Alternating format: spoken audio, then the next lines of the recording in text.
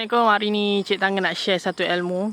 Okey, kalau korang dah tanam pokok mangga korang kan, dah cukup 5 ke 6 tahun, dah letak baja pun tak nak berbuah, Cik Tangga share satu ilmu ni lah, petua orang dulu-dulu. Kalau pokok ni tak berbuah, kena cakap macam ni. Assalamualaikum. La ilaha illallah Muhammad Rasulullah. Allah berkuasa. Makhluk langsung tak berkuasa. Wahai pokok mangga, seandainya kau tak nak berbuah, aku tebang kau. Lepas tu korang ambil satu parang, takik kat sini. 1, 2, 3, 4, 5, 6, 7. Bermakna 7 hari. Jadinya lepas kau dah takik macam ni, orang cakap, kalau kau tak berbuah, aku tebang kau. Takik lah. Lepas tu ambil satu daun dia. Ni, aku patahkan kau punya daun.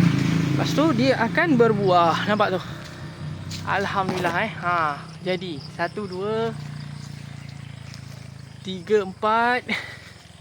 Tu atas sana tu 4, 5. Okey. Buah kita tu. Alhamdulillah lah dia berbuah. Tapi macam biasalah proses untuk dia berbuah tu daripada pokok dia berbunga dululah. Macam tu. Okey korang? Alright? Ada lagi satu. Tu dia. Alhamdulillah, mudah-mudahan kita dapat merasa buah ni. Okey, itulah perkongsian Cik Tangga buat pokok mangga ni untuk korang. Okey, alright. Ni. Okey, bye-bye.